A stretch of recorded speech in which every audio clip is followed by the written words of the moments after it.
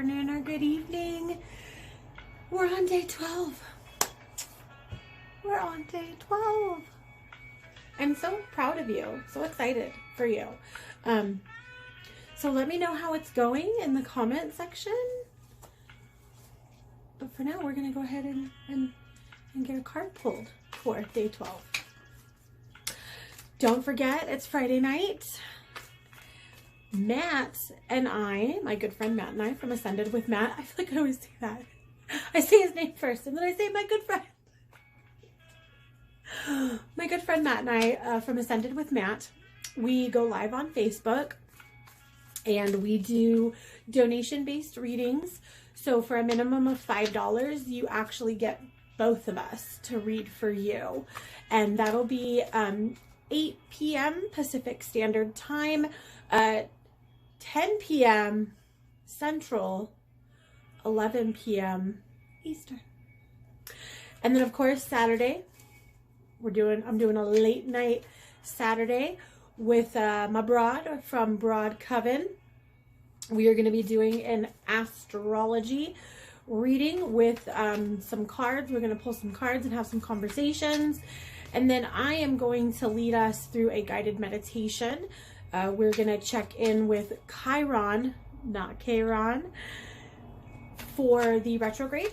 Chiron has been in retrograde for a few months now.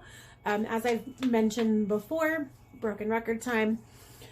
A few months back, we were doing our show on the Hedge on Facebook. We are now moving it over to YouTube because we're not too keen on the whole metaverse thing.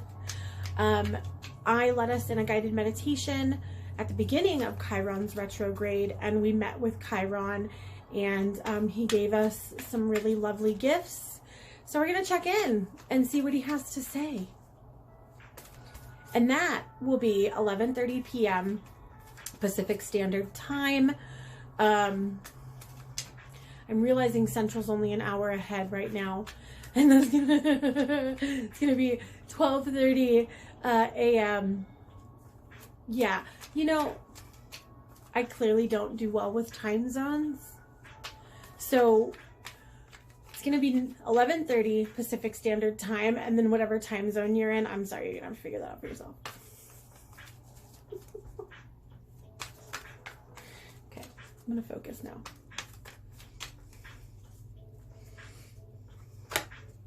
Okay.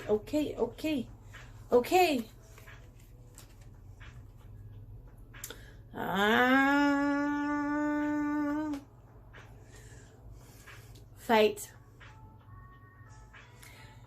And this is interesting how yesterday we had truth. I also lump this fight in with denial. So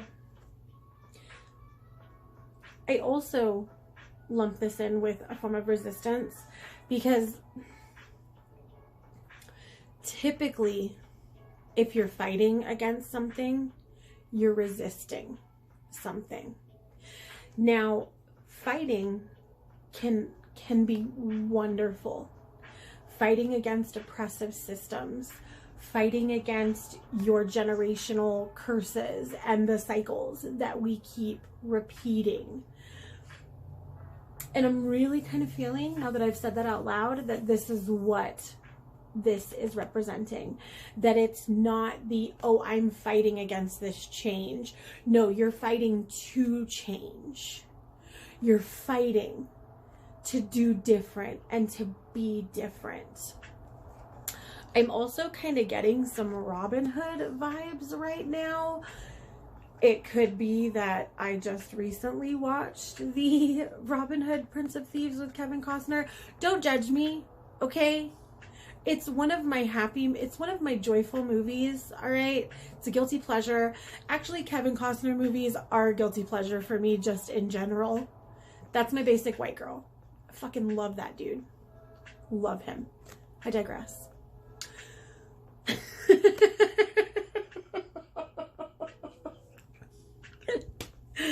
Anyways, now you know a little bit more about me. The tale of Robin Hood, whether it was factual or mythological, he was fighting against the oppressive systems. He was fighting to bring justice back to, sorry about that. He was fighting to bring justice back to the common folk, the poor folk. He was fighting against the oppressive Christian system that was kind of coming in at that time. I kind of feel like all Christian systems are oppressive, but that's a topic for another day. But back to this.